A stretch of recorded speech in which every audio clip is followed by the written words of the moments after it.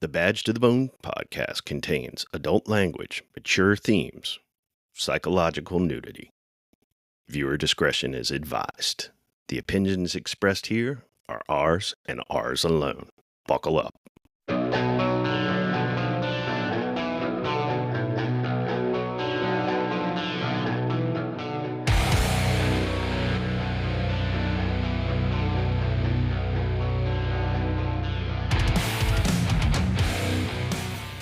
All right, welcome back to Badge to the Bone podcast. I'm Denny. I'm Al. We're back at it, Al.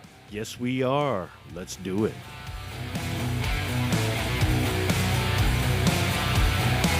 I'm giving up on society, up on my family, up on your social disease.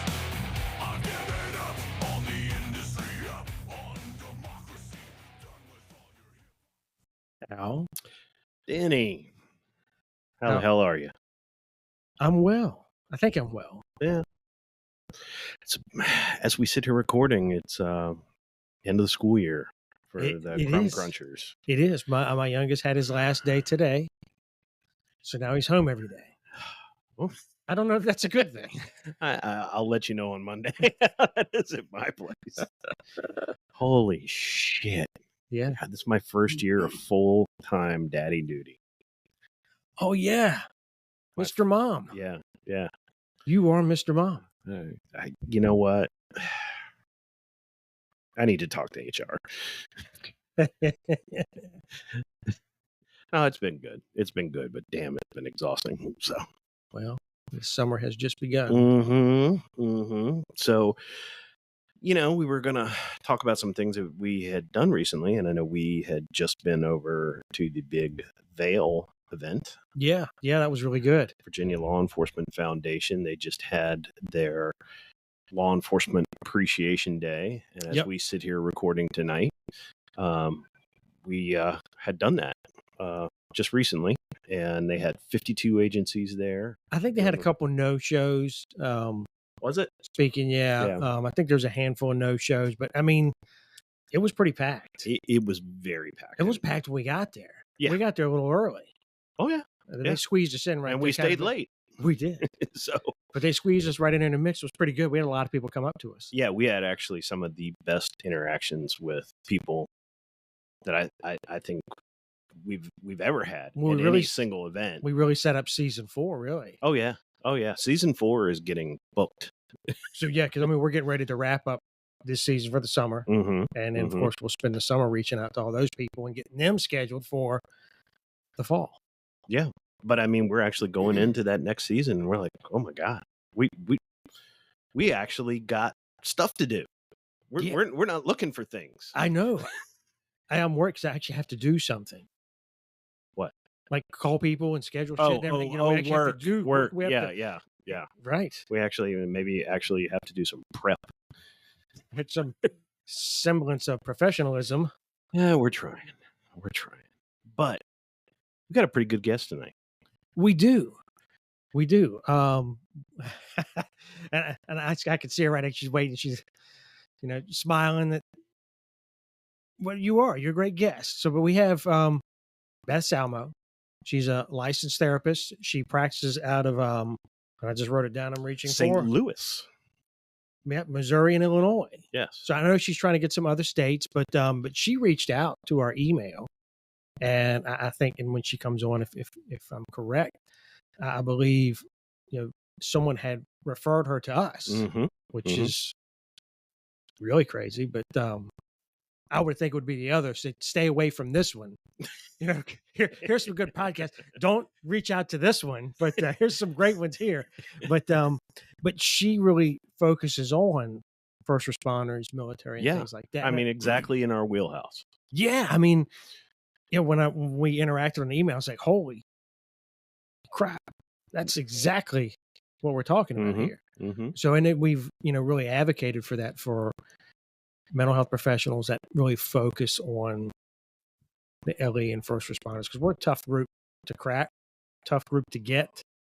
So the fact that somebody wants to get us and hear from us, that's encouraging.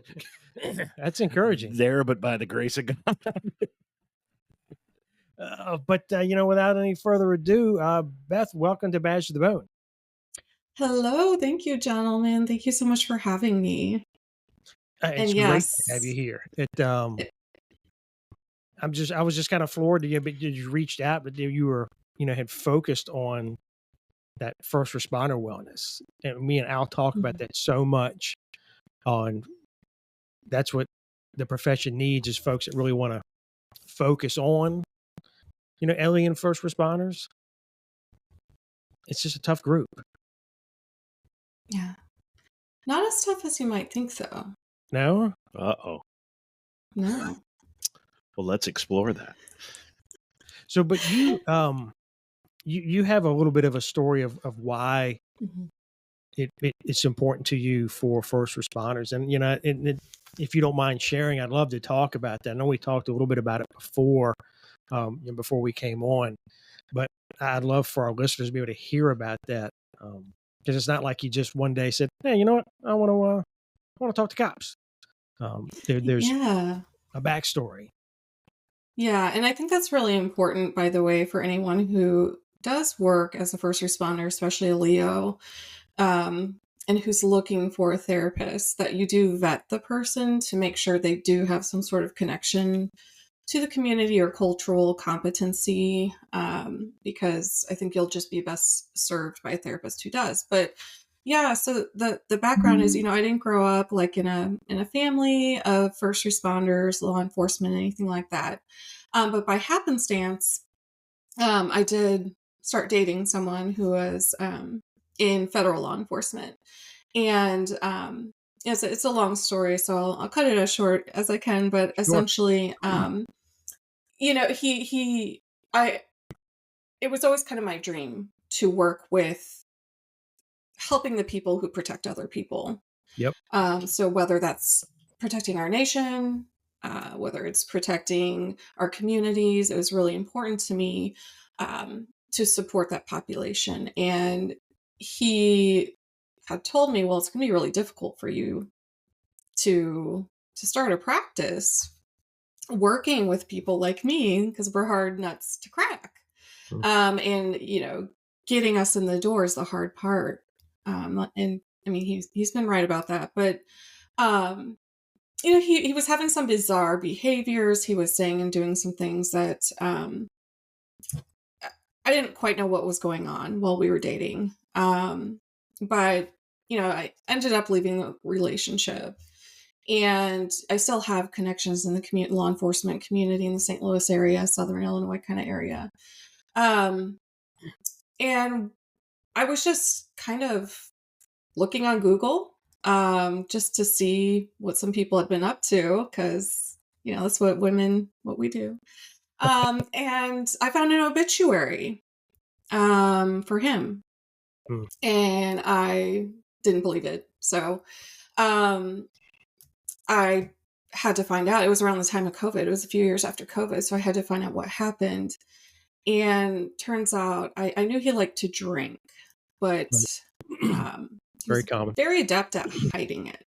Very common. Also common. Yep. Yes, very common. And I, being a therapist, couldn't believe that I didn't see this. I was like, tell me he died of, COVID and not suicide and not substance abuse, right? Right. But found out through the grapevine he had died of alcohol abuse. And so as a therapist, it rocked me. It really rocked my world, and not in a good way. So I decided then and there, even though he had supported my my dream of starting a practice like this, that this was the time to do it. I'd been toying with the idea of doing it, but then I was like, you know what? If I can help even one person in this community not drink themselves to death, then that's what I need to do. So you made that decision. Had you finished all of your academics yet? Or had you set up a practice and you were just kind of looking to focus your practice at that point? Yeah, great question. So I actually I graduated in 2015, and this was around 2021. So I had been working for a while with different agencies, had worked in all sorts of different settings. I had a lot of exposure to working with first responders in a lot of the roles I had, which were high crisis, high acuity, critical incident type stuff, and inpatient. So yeah, I hadn't been working too long. I mean, I guess 7, 8 years. And decided I wanted to open a private practice, and it was like my niche has to be that it has to be first responders and military. I was also a senior in high school when September 11th happened, 2001. And so people my age were the people going into the military. That's right. So a lot of, I'm a Zennial. I straddle Gen X and millennial. And so, we'll claim, most, we'll claim it. yeah. Well, I was Right? in high school for September 11th too, but in a different kind of capacity. Were you an SRO? No. Oh, no, he was 21 Jump Street in it at the time. I was playing clothes and Oh, yeah. pretending to be a student for a while, and then September 11th happened. We're going to need to do a whole episode on that, but we digress. I just thought that was funny. I'm like, hey, I could have been in your high school, but of course you're states away. But Yeah, well, who knows? I have a buddy I went to high school with who's a former cop, and he's in the Army, and he lives maybe 20 miles from you guys. So, oh wow, it's a small world. it is a small world. Yeah. So you're set up. So how is it going? How's it going? So we will call my ex. We'll give him a pseudonym. We'll call him Mike. Okay. Yeah. So Mike was right. Mhm. That's where I was going with this. Mike Yep. was right that it is hard to get people in the door. Mhm. Now I am primarily a virtual practice right now. Mhm. And I just haven't had enough people coming through the door to get an actual office somewhere. So for now, I am seeing clients out of my home and virtually. Once they're here working with me, it's great. But I do find that challenge of getting people in the door, just like Mike said I would. Yeah, I think that's a challenge just in general, not so much. I mean, I'm sure Mhm. being new would add to it, Al, you think? Oh yeah. But it's Mhm. still just a challenge, even for an established. Mhm. I think getting people in the door is probably a challenge, It's unless they're mandated. no matter how good Yeah. you are, Mhm. you're really the last person we want to see. Oh, Yeah. absolutely. I mean, that's Yeah. just being truthful. No, that's very real. I mean, it's Mhm. not a dig against Anyone. the individual, any individual, but it's just it has that, as we say, stigma. Yeah. So it's tough. No, that's It is, valid. yeah. And I'm sure That's it's tough valid. starting new as well on top of it. Mhm. You've had some time to do this, and I know you kind of found us by listening to us and Mhm. so forth. So you've heard some of the things we talk about. Do you have any opinions on like we all know that there's a mental health crisis. I mean, really, I think we can call it that. Yeah. In our community, what do you observe as the biggest problems? What are the Yeah. things that you're running across the most? Things you think people should be watching out for? Yeah. So most definitely, if I could sum it up into one word, it would be relationships. And it's not just spouse or partner, significant other. It is your relationship with substances. It is your relationship with your employer. Mhm. Is the relationship you have with your community. The way you present yourself, and you can't even just be a normal person with the way the media has treated this population. It's managing relationships. All right, so let's talk about like the interpersonal relationships. Hmm. What are you seeing there? Yeah, so absolutely difficulty with interpersonal communication.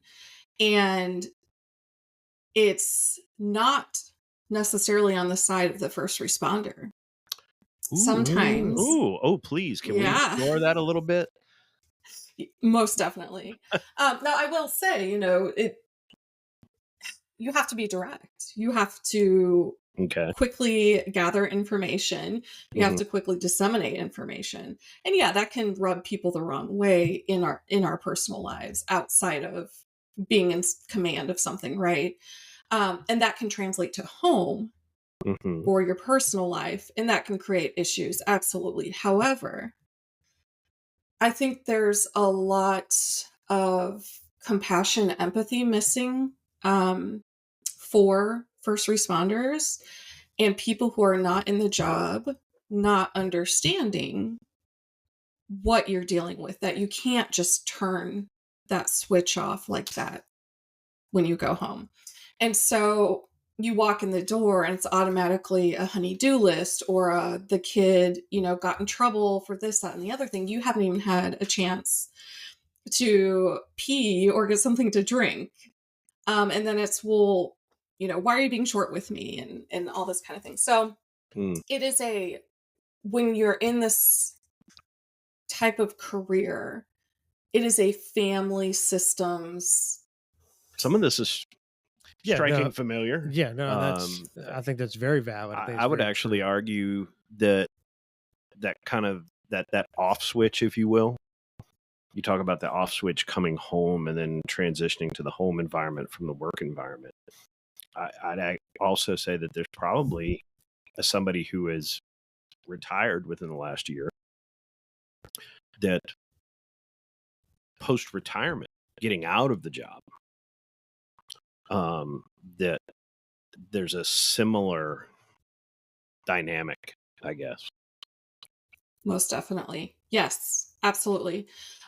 Whether or not, and keep in mind, I'm speaking as someone who's never worked in law enforcement. I've never been, at EMS, fire, well, I was a therapist in a men's prison, but I've never been corrections. I've never been dispatch or anything like that.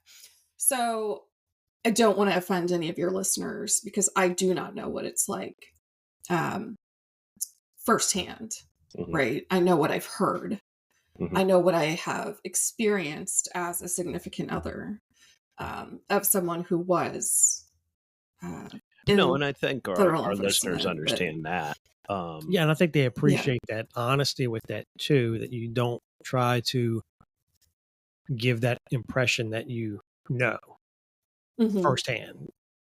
I think that could be a mistake that some therapists might make, trying to kind of give that impression that Mhm, they really know firsthand kind of what you're dealing with, mhm. and you don't. You have an idea, but I think having that honesty of, no, I haven't walked in those shoes, but I do have a good perspective of it. right. But in some ways, that makes you a more important piece, I guess, to this discussion because you can sit there and talk about the things that you observe, Yeah, things that hmm you see sitting there, not having that knowledge and not having that experience.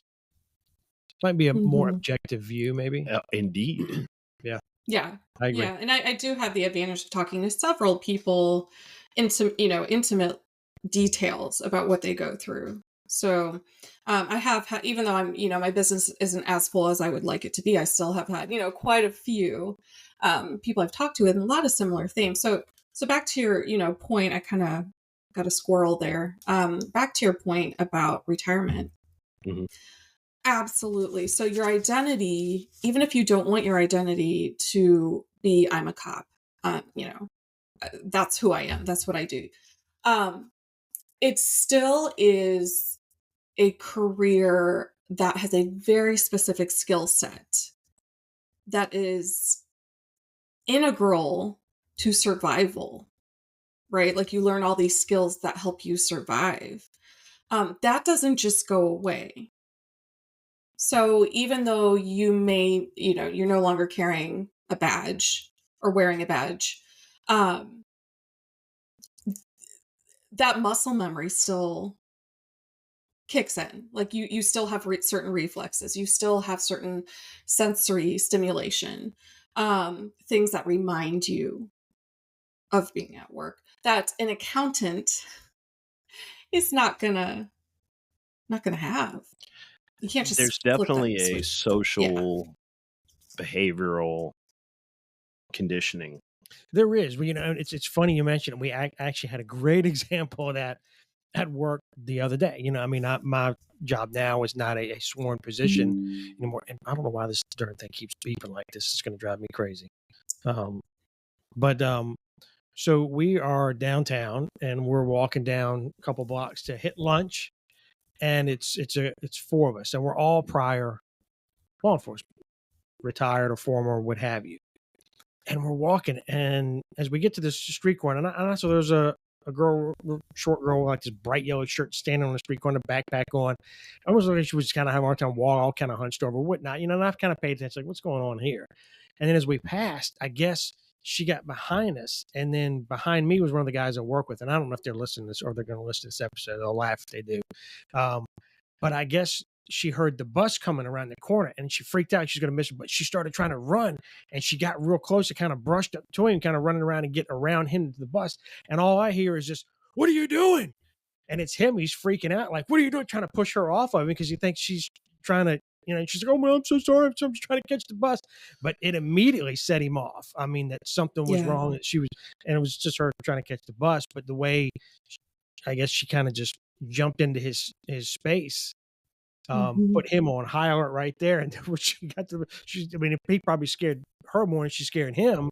But she got to the bus. Of course, we're crying, laughing at him, going, "Oh," the whole way all lunch. She's all like, "What are you doing? What are you doing?" But that was it, and he's still in the alert mode. He's still operating in high alert, and that little bit of odd contact right there just put him right in code red. It's that situational awareness that, it never goes away. Most people take for granted. Yes. It really doesn't go away. You're always kind of evaluating, looking what's around you, observing the folks around you. It's just, it's that vigilance. It can be stressful. Absolutely. It's just, if you think of someone like who has autism, right, or someone who sensory overload is like creates a lot of distress for them. It's kind of similar. Like your senses are constantly being bombarded because you were trained to observe. Yeah. It's overwhelming. We've talked about situational awareness. Obviously, that stuff it's part of the training curriculums and stuff. But I guess I've never thought about, like, okay, the things in like your personal life, like, because I know I find myself where I have like 8 different things in my head at a time, right? Yeah. And my wife will say something to me, and I'll be like, "What?" Like, I may not be sitting here like writing stuff on a notepad, but my brain is engaged, and I can't even articulate this. But like what I'm thinking is not coming out into words. Are you sure your brain's engaged? It is. See, that's the problem. You have a lot of web browsers open. You have too many web browsers open. Thank you. That is a wonderful analogy. I liked it. Yes. Or squirrel. I say squirrel, but yeah. Yes, I have too many tabs open on the browser. Oh, I might have to write that down. I'm sorry, Beth. I might have to hang on to that one. That's pretty good. I'm pretty sure I stole it from someone else, so you can too completely many web browsers open. Right, and she's like, "Well, you're not thinking at all," and I'm like hell, I'm thinking like too much. Yeah. I'm just sitting here looking like I'm staring at a wall, but I'm not. The wheels are turning. They are turning over a myriad of things, but yeah, and sometimes it looks like I'm catatonic. It's hard. I mean, like, and like you talk about the relationship thing, like so my wife, for example, the idea of doing anything on the fly, right, winging it as we do here, all the time. That's where we do our best work. Basically, just sends her into a tailspin. It is the polar opposite. So she's got to have the plan. Oh God, she's got to have the plan, Yeah. and then the other plan, and then the backup plan. Got it. Yeah. And everything's got to be written down, and there's got to be like 18 different, alerts and reminders, and I mean, it is like hyper structured. Y'all are definitely really opposite on that. But we in our profession though get very conditioned, adapt and improvise. Exactly, and being able to just move. Something shifts, adapt, keep going. Well, and we know no matter how good your plan is, no matter how great the op plan is that you've put together for this and made it look so wonderful on paper to pass out and debrief to everybody, it's something in there is going to get all fucked up. Right. It's going to be off. Mm-hmm. And we can't fall apart when that happens. And some things you just don't get the op plan altogether. You just, boom, here's where we are, figured out, 5 minutes ago. So yeah, but the whole and that's not to say that I, speaking for myself, that I don't write things down or I don't. I know what you mean. Stuff like that, but I can wing it. Yeah, when you need to. And for people that are not accustomed to winging it, that's a stress for them. Yeah, exactly. For us, it's not a stress. Right. So wing it. Okay, we can wing it. Right. They're right. Like that stresses them out. Yeah. And pisses them off. Oh yeah. But this is how we are we're like trained dogs. I mean, this is we know. And yet punctuality, if you're not early, you're late. And you might get your ass rammed. Dad talking right there. Right. That does sound like your dad. If you're not early, you're late. All right. Yep, I got it. So I mean, you have to navigate all that, and it's just the pressure is incredible. Now, going back to kind of what and I don't want to obviously divulge what's going on with folks you see, but are you seeing, without any specificity, but are you, is any of the common themes have to do with internal stress within the agency? Oh yeah. Yeah. No, the brass needs to get their shit together. Okay. When it comes to mental health, it's, you need to if anyone's listening who's in leadership, you need to put your people first. Oh, they've deleted us months ago. End of story. That looks interesting. Oh, fuck those guys. Yeah. They're not. Yeah, no doubt. Command. The politics, I mean, it is worse.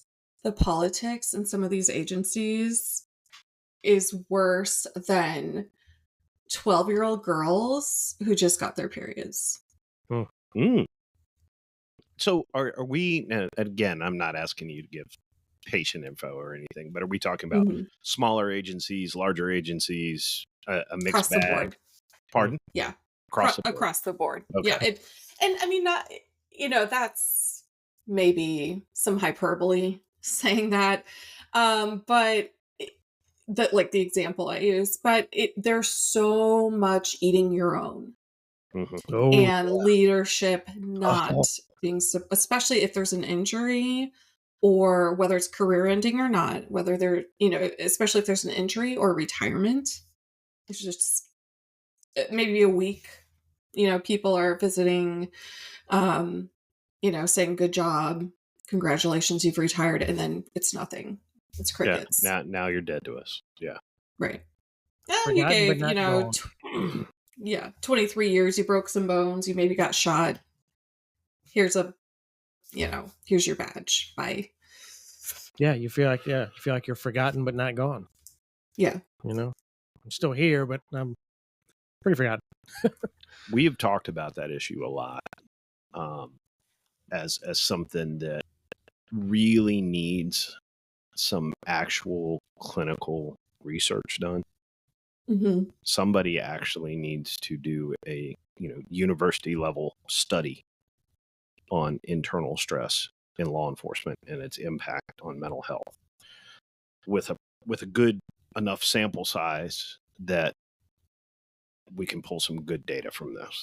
because this keeps coming up time and time and time again. Yeah, we're in the belief that the stress from within the agency lots of times can be just as debilitating, if not more in some cases, than the external stress of the things you experience. Yeah. And then if you have an agency that's particularly toxic, then you have the double front of you're dealing with both. You're dealing with a really busy agency that's seeing some really bad things, and then you have the internal stress on top of that. That's a tough battle. Absolutely.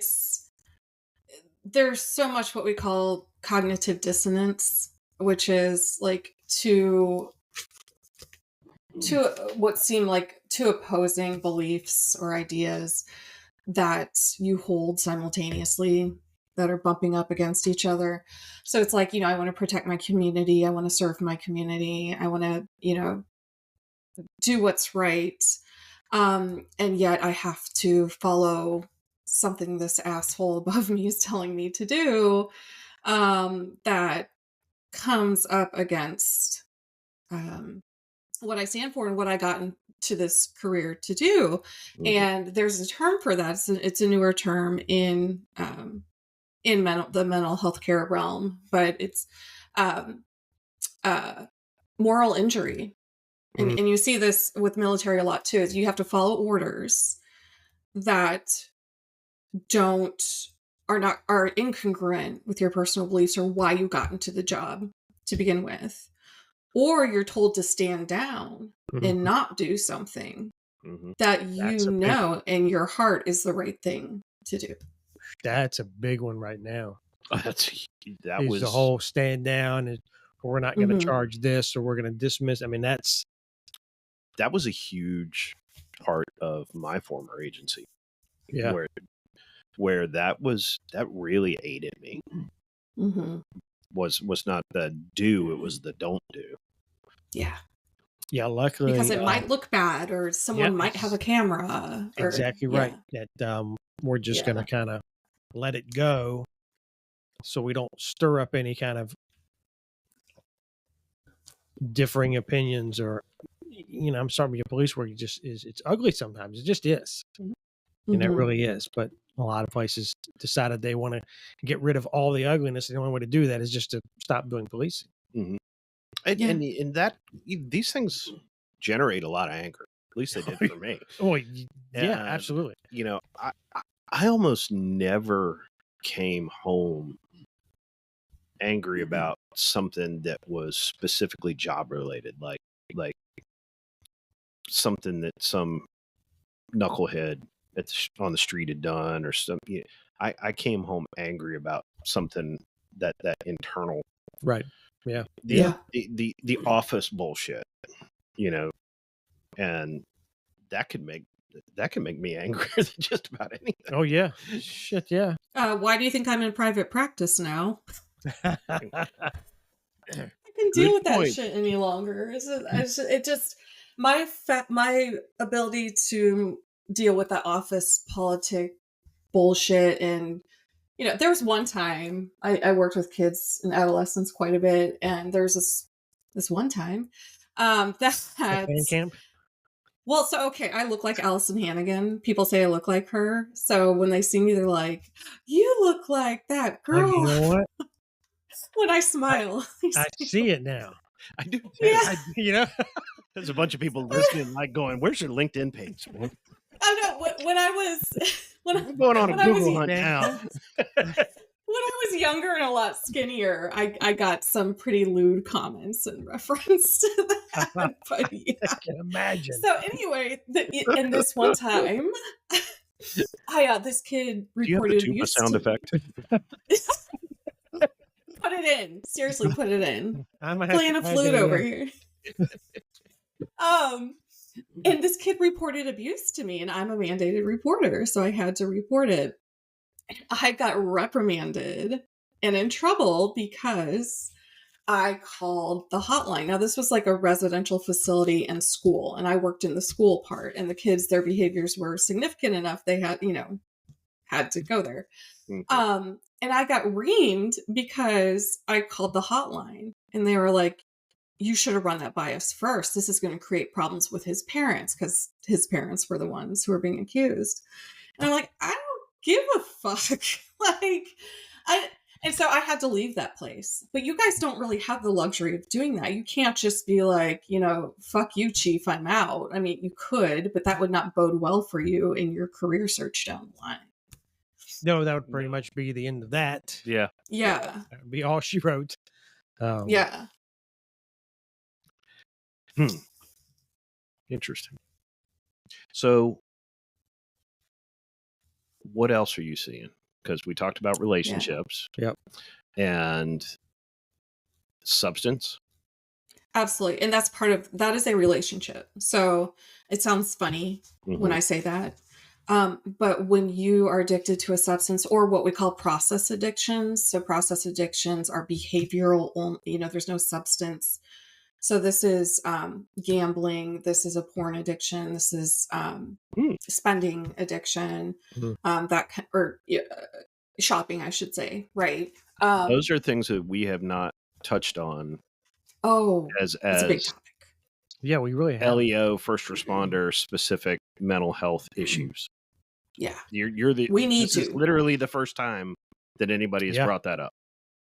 Oh, we need to talk about because process addictions are huge, and of course, there's the stereotype and of infidelity, and yes, it happens. But when are we going to look at what's driving it? Not cops aren't dogs, or they're not all dogs, right? We have to look at what's driving it instead of just, well, that guy's a jerk, or that girl's a jerk. There's something behind it. So what's driving it? What's driving it is, so all behavior has reason. One of the first things I learned in grad school, all behavior has reason. You have to find out what need the individual, what need is not being fulfilled for the individual. So that's where it starts. That's where I start when I'm working with clients, trying to figure out, okay, I have this behavior, it's causing problems, whether it's substance use or whether it's, gambling, whatever. I'm digging deeper to look at what fundamental human emotional need do you have that's not being met. If you're cheating on your partner, I'm not judging you for that at all. What I'm trying to do, or if you're addicted to sex and you have multiple partners and maybe you've gotten an STI, I'm not judging you for that. I'm looking at what is driving that behavior. Let's address those needs. Let's meet those needs in a way that's adaptive and healthy. And then we can help improve your ability to function. So is it safe to say that some of our communications problems lead to relationship problems? And if you're having communication problems in your relationship, then you're not getting any, and then you're running around on your spouse, or you're absolutely finding the last page of Pornhub. Right. Yeah. Yeah, no, absolutely. And this whole toxic masculinity movement, ladies, I don't know how many ladies are going to be listening to this. But that we're about 70-30. Right. That's not feminism to be hateful toward men or hateful toward men who cheat. But yeah, you have to look at what's driving it. And so when I say when you have an addiction, whether it's substance related or not, you're in a relationship with that behavior or substance, because it rises to the level of an addiction when it's creating functional issues, whether it's interpersonal functioning, whether it's occupational functioning, educational. If you are couch surfing because your partner has kicked you out because you've been cheating or spent the life savings or whatever, that's a functional issue. That's when you're in my office and I'm showing you compassion, but I am confronting you and I'm not going to bullshit you. So are you finding that the patients that are coming to you are people that are like, hey, I got a problem and I need to deal with it? Are they people like, the entire world has exploded, everything has collapsed, I'm on my last leg, it's all going to shit, fix me now 5 minutes ago? Are you seeing both, or is it more of the latter? Yeah, so sometimes it's crisis. So what you just described would be crisis. Um, it's oftentimes driven by partners, uh, romantic partners. So I'll just, for ease of communication, I'll just say somebody's wife will say, if you don't get help for your drinking problem, if you don't get help for your anger, because there's a lot of anger I see too, I am going to leave you. I'm going to take the kids and I'm going to leave you. And that is an impetus that often gets people into my office. Critical incidents at work often get people into my office, and it usually is years later. I don't want to see you years later. I want to see you within a couple weeks of critical incidents. So oftentimes it's that. And sometimes it's just, I'm phase of life issue. I'm not where I thought I would be at this point in my life. And, I haven't achieved the goals that I wanted to. So it's kind of all over the place. But for the most part, when I see law enforcement, it's because there has been some sort of personal or occupational crisis. So you're talking about people hitting bottom and getting tossed out. And there's partners going like, you fix your shit or we're done. Right. And that's when they're coming to you. That, or there's just some sort of personal life, crisis. Like I'm not where I want to be. Haven't achieved what I thought I would achieve. My career hasn't gone where I want to, thought it would go at this point. Welcome to the rest of us. Yeah. Yeah. But yeah, I mean, there's really so much, because cops are humans. Yeah. Leos are humans. Yeah. So it's all the normal human stuff that I see with my clients who are not first responders or military connected. And then on top of it, there's the nuances, the cultural pieces that are consistent with this population. So it's kind of like a double whammy. Yeah. I'm fascinated with your mentioning, though, the process addictions, and it's not something that I'd heard. I mean, it's something we've seen, something we've talked about, and I'm not sure we realized we were talking about something that was actually clinical. Well, we've talked about the substance abuse, but not really some of the other things. Just under the umbrella of poor decision making. Right. But stuff like the spending, I think that's something that gets overlooked, or people don't recognize that. Because I know folks that have went in that they're buying, they're shopping on eBay, or they're shopping on Amazon constantly. And then vehicles, boats. Yep. Motorcycles. So. I don't know what you're talking about. But you go in there and like, I bought a new tack bag, and I'm like, you got 25 bags. How many bags? How much shit you carrying?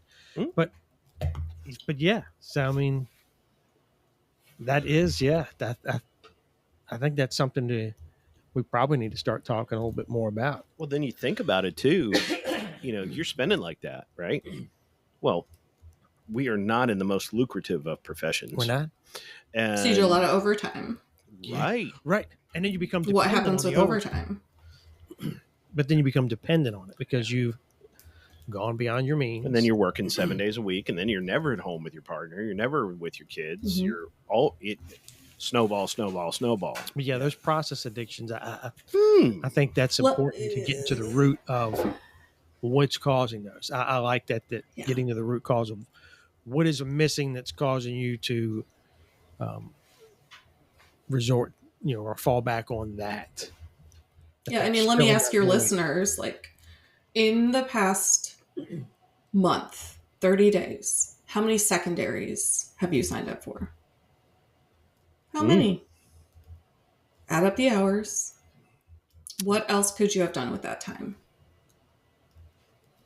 When you are on your deathbed, let's say you live a nice long life, you're 90 years old, you're on your deathbed, got your loved ones surrounding you, all these things.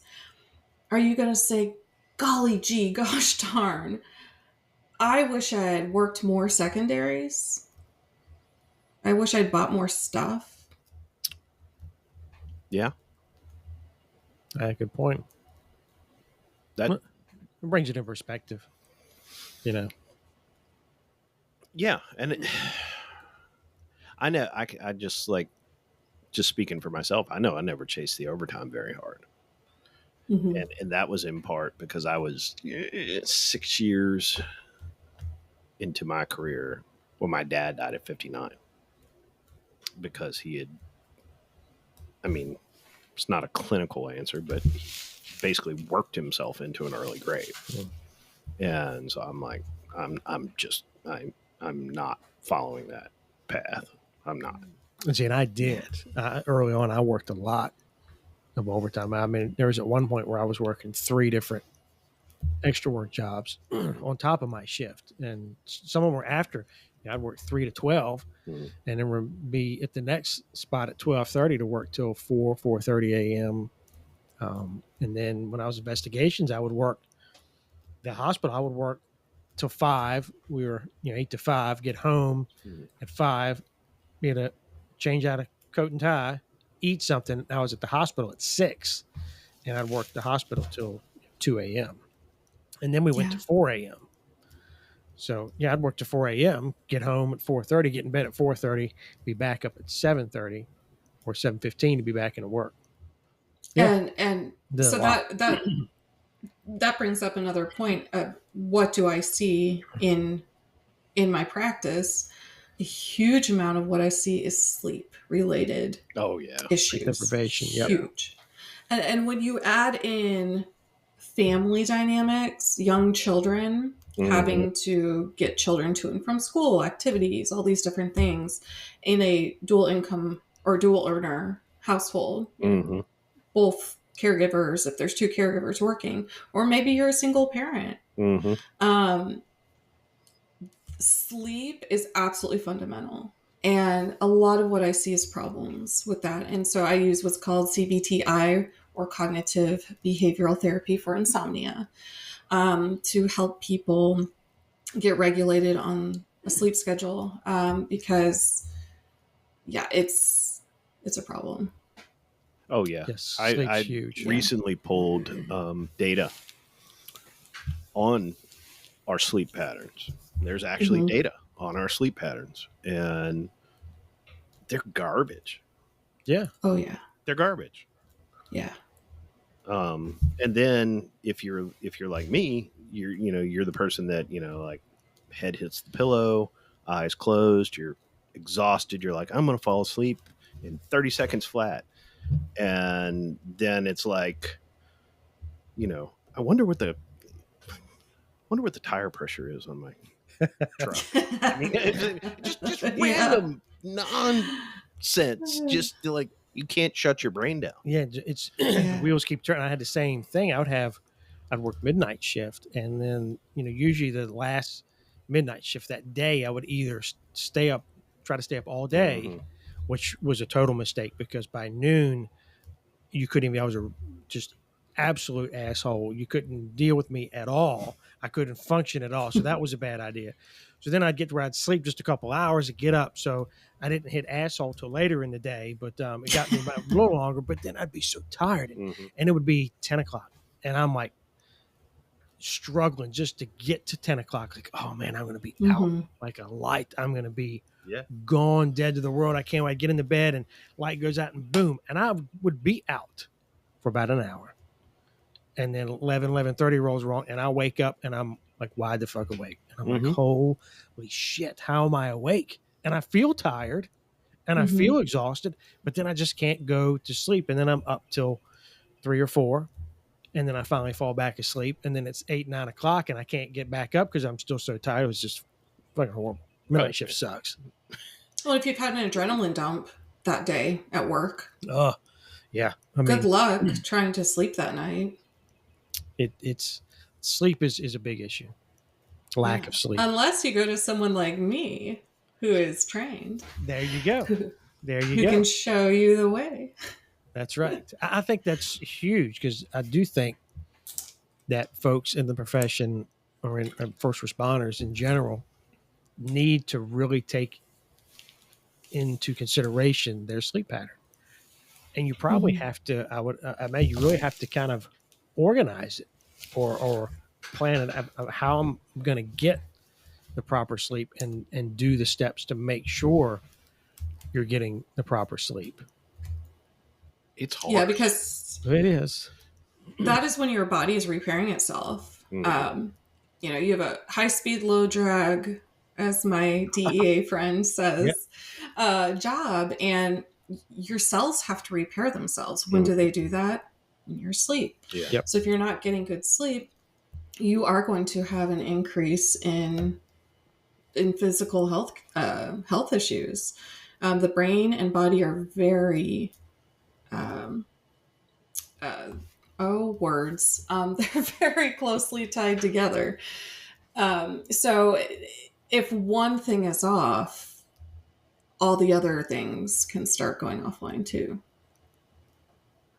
So tonight we've talked quite a bit about a lot of these things we need to probably make more regular conversations of. But in your time so far of working with first responders, do you feel that you're making a difference with folks? Do you feel that it's having an impact? And I guess more so that it's being received, that your perspective and your work you're doing is being received, that they're not just walking in your office and going, okay, yeah, whatever, and leaving. You're actually seeing that they're being receptive to it. Yeah, absolutely. So vast majority, once they've made the decision to come in, if you do the work, and it is not easy work to be a client, if you're doing it right, if you're doing therapy right, it is not easy. I just want to be transparent about that. Sure. But if you come in and you commit, it will be life-changing in a positive way.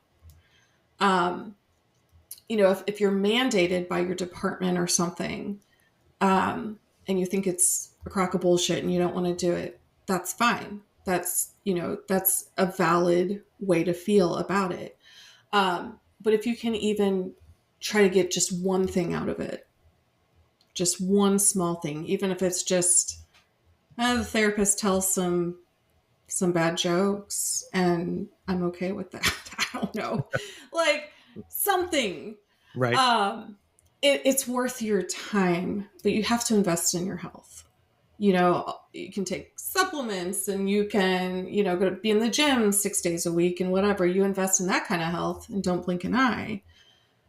You got to invest in your mind as well. And if you put the work in, you will make gains. I agree. Now, because, in my perspective, I think the availability of folks that are in your profession that are focusing on first responders are not very plentiful, are very few. There's not a whole lot that really focus on that. Am I wrong, Al? No. We have, oh hell, do we only have one in our area? One that actually, puts himself out there as this is what I do. Well, the one that my old agency uses, he's two. Those are only really the two I know of. I know that before I started to go see Greenberg, when I kind of hit a bad spot and I reached out to a friend, he made some calls and was trying to find somebody. And of course, Greenberg, who I ended up going to see, he wasn't the option at the time. Excuse me. And he wasn't really familiar with him, but I think it was, Northern Virginia, which is couple hours away from me, was the closest. And then they had somebody reached out to and said they'd be willing to talk to, a police officer, but they didn't have really any experience doing that, but would be, open to it.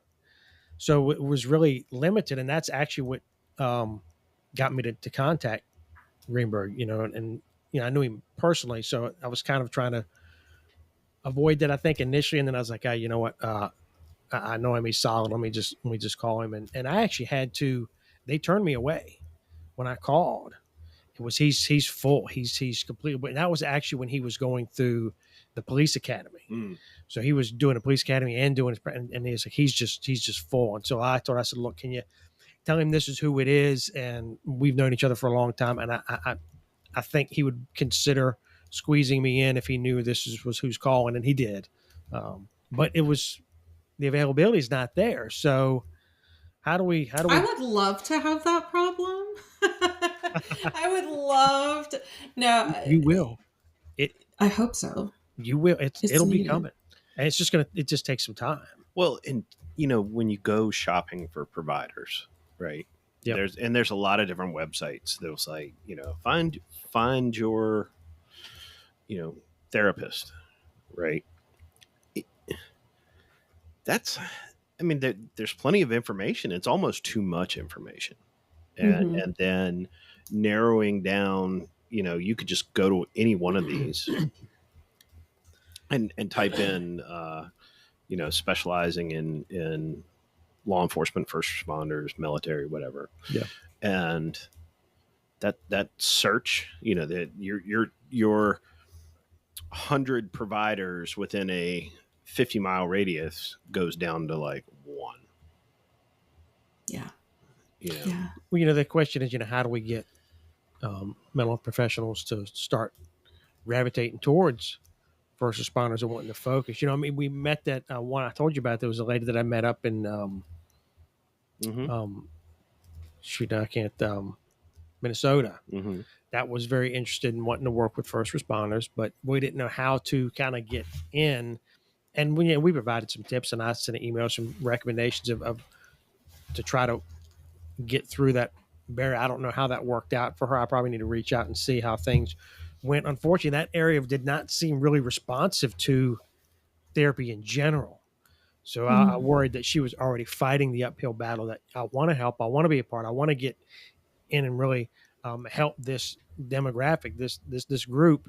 But in that area, that group doesn't want to help. So I think that probably made it even harder for her to find her way in. But, again, I pose that question. How do we get mental health professionals that want to start really focusing on, or really jumping into tackling the whole first responder group?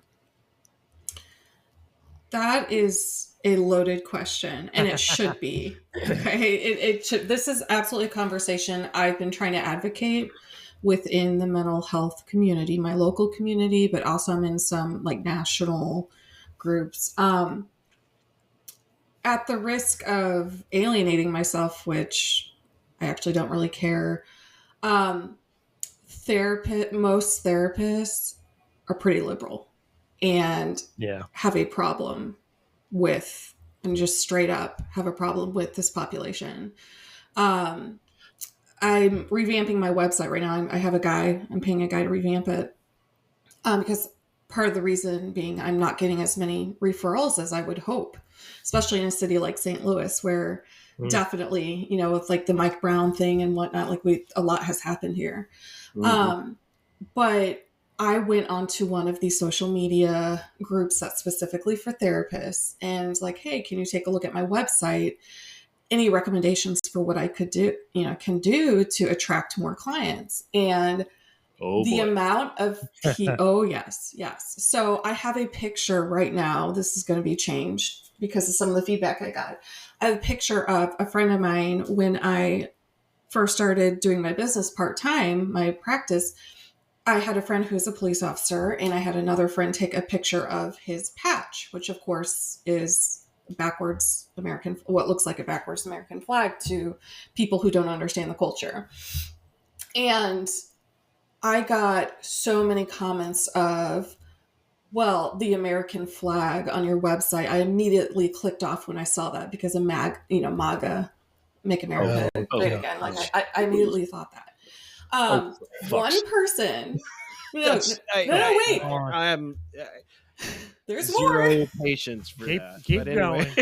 going. No, wait, there's more. Here's the really good one. So I got all sorts of ignorant comments, and when I, responded back about, as therapists, we are called to help all people regardless of our personal except for feelings. those people. Yeah. Right, except so this one, and no surprise, she hails from the great city of Portland. She literally said to me, what was that? A wonderful town. A wonderful town, right? Very, very friendly. My company name is Thin Line Counseling Services. And she said, you do know that thin blue line is a super racist dog whistle, right? Oh, jeez. I've actually had a client who fired me. Okay, we were doing great work, wonderful work. She loved me. I got to pour another drink down. I know, right?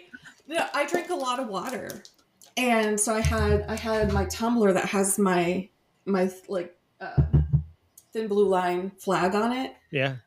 She sent me an email after our session and said, "I can no longer see you because you support police." Wow. So, and that was a client, okay, in the Chicago area, but I beat my head against a wall trying to educate and advocate my own other therapists. We are called in our ethical code, in our training, in all our continuing education, you have to be culturally competent. That doesn't just mean, you don't cherry pick who you are culturally competent with, but because there's so many liberal therapists, it turns into, well, everybody but cops. See, that's amazing. I don't mind. It's real though. If someone wants to be liberal, but that's fine. I have plenty of people that are liberal.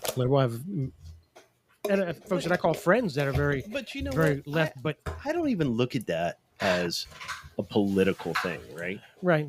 I mean, people go, "Oh, that's liberal," or that's it's like, no, that's just being an asshole.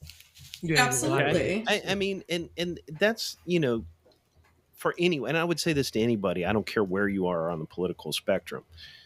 If you're going to talk the talk, which in that case is compassion and inclusion and taking care of all, then you got to do it. Then you got to walk the walk. Yeah, and absolutely agree. I mean, and it's ridiculous to think that you can't. Especially from a group of people that are like, "Oh, policing's horrible. We need to reimagine policing." Well, okay, here's your how about we reimagine cops that are mentally healthy? Right. Yeah. Right. Okay. And here's your opportunity. And here's your opportunity. Here's to be your part opportunity. Of the solution. Yeah. Oh no, we can't have that. But it's amazing to think that well, this person has a different belief structure than me, that I can't. But see, I can't help to have a discussion. I can talk with people all day long that have a completely different. I usually find that there's actually more things that are common ground than not. Well, that's true. Yes. But what does? Okay. They're a cop. Okay. Well, you're going to assume that just because of what I do for a living, and that's true too, that I have that's true too, certain set of politics or religion or whatever. Why are you making that assumption about me? Right. Okay. Right. So can I add to that? Sure. Yeah. That's why you're here. All right. The picture I had, the friend, he's an acquaintance, but anyway, some of the feedback I got from these other therapists was, if I'm a Black therapist or a Black firefighter or whatever, and I come onto your website and I see that flag, I'm going to click off because I'm going to think you are not inclusive. You don't know how to work with minorities. I'm about ready to take my belt off and just wrap it around my head. Because I'm a white female. I'm a white female, just for listeners. So, but no, here's the kicker. The police officer friend I took a picture of, he's Black. Yeah. Wow. He's black. It's just, He, but you couldn't see it. You can't. It's like it's just a picture of the patch. Right. So that's what I'm changing. Is I'm putting pictures of actual people and not just like symbols like flags and stuff. That's what I'm. Oh, my ear fell out. That's what I'm. And that's probably a good move. I mean, that's like,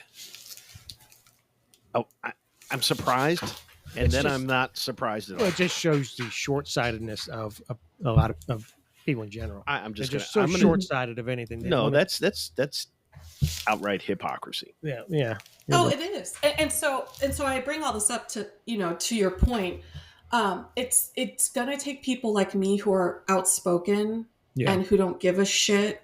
Now that I'm my own boss, I can do and say what I want within laws and ethical codes and stuff. It's gonna take people like me within the therapy realm, the therapist provider realm, to put an end to this crap. And so that's why I am trying to do podcasts. That's why I do want to start speaking and doing all these things, because the culture will not change in America. The culture will not change in mental health care, period, unless someone just challenges the status quo and says, you know what, you got a problem with them? Fine, that's your prerogative. Do something about it. Stop bitching about it. Do something about it. Mm. Well, you ought to look at just my 2 cents worth, Mm-hmm. but you should put together, whether you have it or not, a presentation on that to do speaking. And we have a conference here in Virginia, and we usually, every year, excuse me, they have different speakers, and we always have, mental health professionals that specialize in law enforcement and come in and talk and speak. And it's always really good. It's always really good to hear from the mental health professional side of things. And I think it's well received by the folks there, because I think it's encouraging that they know that there are people out there that really want to be a part of helping the mental health of first responders. So you'd be a good candidate to come out there and speak at the conference. Absolutely. And I do plan to go to Police Week in 2025 with the Foundation Warriors Rest. Right. They do peer support training, some other trainings, fantastic organization. And I'm hoping to build my business enough that I can recruit other therapists who are truly compassionate and open to all cultures, and able to be competent, choose areas to be competent in, so that we can start making inroads.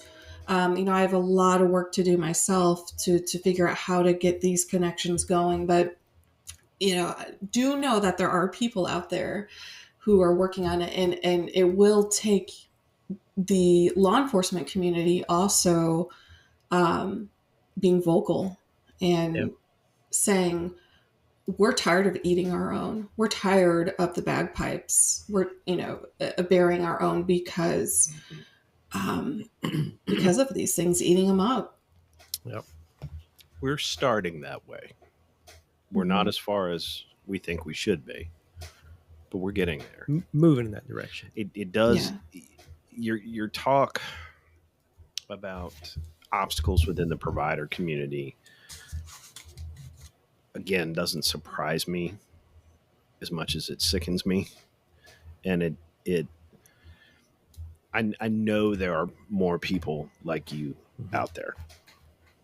There's a good number of people like you out there. But it does worry me that the provider community has that resistance. And do we need to focus more on bringing them to the table? Yeah, frankly, I'm worried too. And, I worry sometimes, well, am I going to be called on the carpet with the board, the licensing board, because I'm too vocal? Does it cross boundaries of professionalism within our profession, meaning like counseling profession? So I would love to see more cooperation. Now, I'm in the state of Missouri, born and raised, currently practice here. their CIT, their behavioral health council, is fantastic. And we are in Missouri trying to set a standard that can be replicated throughout the country of how police and mental health can work together. And this is not hug a thug marathons. This is not like, let me go try to just talk that guy out of, shooting someone, right? It's staying in your own lane. Yeah. While working together. And I'm really hoping that a lot of these initiatives in Missouri can spread throughout the country, but I don't know if I'll see in my lifetime what I want to see. Yeah. I think it's probably a long road. Yeah.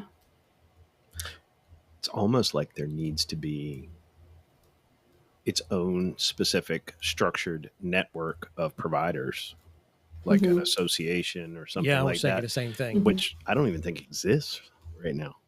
I could be wrong. I need to look into that. I need to. I never even thought about like an association of first responder providers, something along that lines, or well, so Missouri has one, and I'm part of the one in Missouri. Okay. There is a credential that I need to get still. That is essentially saying you're culturally competent to work with first responders. Gotcha. But I do think there needs to be a bigger initiative, and I am more than happy to work with anybody on such a project if, there's enough interest. Yeah. But yeah, I can't just sit by and watch all this happening and not try to do something. No, I think you really deserve to be commended. Yeah. For what you're doing. How you came to this is kind of, it's tragic and it's different. And you were walking through the door realizing that, in some ways, this was all new to you, that you had to elevate your cultural competency. But this is something that you latched onto and decided to give of yourself to. So, all the best to you for that, because Absolutely. we need more of that. And we appreciate the work that you do. And I'm sure that folks that visit you appreciate that, and appreciate that there's somebody that, is driven to help that group. So you definitely should be commended for the work you do, because there's not many of you out there. No. And my people, if you are out there, contact me. We need to make sure we have enough resources for this population. I do have a good amount of resources to share with people. Like I said, my website's being revamped. By the time this is published, it should be all up and running and everything. But I do have a resource list that I can help. Like there's Safe Call Now. There's all sorts of hotlines that you can call. Of course, 988. We can't forget about 988. 24/7, 365 throughout the country. Holidays every single day. Free, confidential. Nobody's going to take you kicking and screaming to a hospital just because you said you sometimes wish that you just wouldn't wake up. Yeah. So Beth, now how do people get in touch with you? If we have folks listening that might want to reach out, how do they do that? Sure. So my website is www.tlc, that's Tango Lima Charlie -help, Hotel Echo Lima Papa.com. So that's www.tlc-help.com. They can email me at Beth, BETH, at tlc-help.com. I'm also on Facebook, facebook.com. I don't know, is it backslash or slash? I never know the difference. Thin Line Counseling Services. Awesome.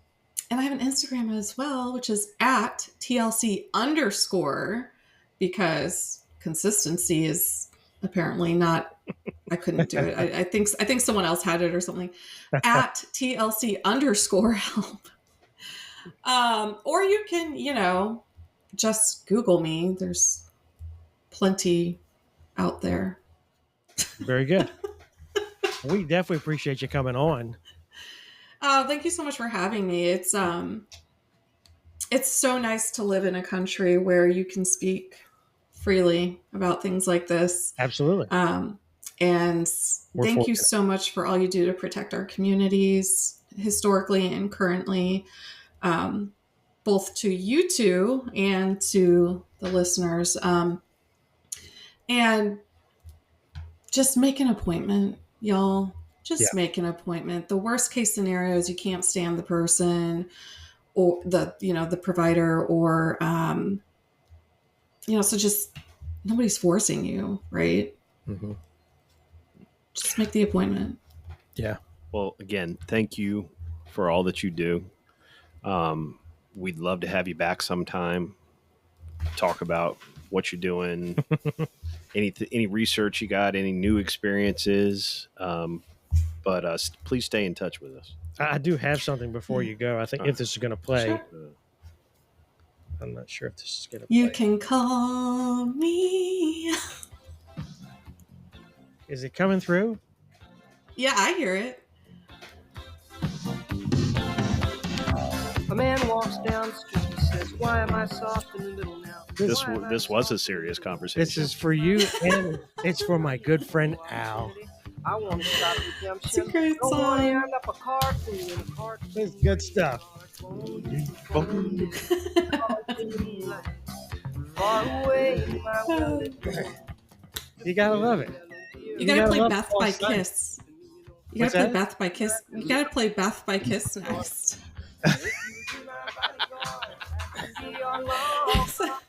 Oh, she may have to come back for a season closer. Thank you so much, though, guys. Seriously. You can call me Man Al. walks down the street and says, "Why am I That's just too good right there. That's just too good. Well, Beth, thank you so much. Great conversation. We'll stay in touch. Keep doing what you're doing. You too. Absolutely. All the best. Peace. Man, that was good. That was. It's always nice to see people that want to step into this arena. Yeah. I like that we're getting some actual mental health professionals. We're getting that side of this equation Mm-hmm. more involved on the podcast, but to show people that they're getting more involved. Yeah. We did talk about some of the obstacles that were within. Well, I think we need to address those things. Right. But the fact that we have a provider that is willing to take that on and push forward, do it anyway, it should, if nothing else, show people that there are folks out there that really believe in us and want to help. Yeah, and she's not from the area that we've had providers on, but they've all been from our area here. Mm-hmm. So she's in a total different area of the country, Right. but doing the same thing. Yeah. And kind of had that same mission, that same mantra, that same goal. So to me, that was really encouraging. It makes me think that even though there's not a lot, and Beth and other providers, we have on there a small number, but it does encourage me to think that there's more than we think. Right. And she's relatively new. Yeah. She's relatively new to this whole arena. So, how many other people are like her? And I do think it takes you always say it takes a special person to do this, or a certain, but I do think it does take a certain type of person to want to do that type of work. I can definitely tell she has the personality for it. Oh, 100%. 100%. She has the mindset for it, and I can tell she has the drive to do it. She's genuinely she's genuine about wanting to help first responders. She's genuine about that demographic and wanting to do everything she can to help them with their wellness. So, And as far as I'm concerned, if you're genuine, that I'll go to the mat for you every day on that. oh yeah, absolutely. I think because if you're not genuine, it's all for nothing. But as soon as we get this episode up, we will put all of her information out there. Yeah. And I strongly encourage you guys to go out there, like her pages, check out her work, follow her, help her out in any way that you can, because really she's part of our circle. She is. We need, professionals like her that are helping our circle to succeed. Absolutely. So we need to do everything. As she's doing everything to help support police and first responders and military. We need to do everything to support her and her practice. And the same with the local folks here, same with Greg and Half-Wide Counseling, that we talk about them and trying to support him in his endeavor. Same thing. We need to be supportive of that side too. We need to be supportive of people that really genuinely want to help. Yeah. And if you guys are out there listening to us, if you know of more folks like that, if you know of organizations that are providing help for our community, reach out to us, let us know, because we would like to get them out there and share what they're doing. Yeah, that's just as important as anything that we do, is getting that information out there and helping support. Again, that's the other side of the equation as far as I'm concerned. Very needed. But Al, that wraps it up. It does. Where can they find us? They can find us at badgetothebone.com. They can find us on Facebook at Badge to the Bone. You can also email us at wearebadgetothebone@gmail.com. Send us an email, like and follow us, tell us what you think. But until then, as always, be safe. And be well. It